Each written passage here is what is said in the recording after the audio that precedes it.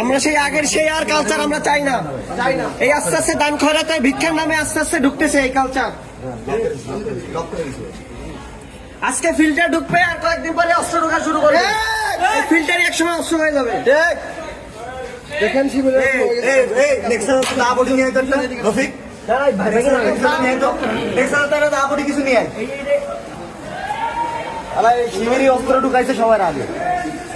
সব ভাব চলবে আল্লাহ দাঁড়াও দাঁড়াও দাঁড়াও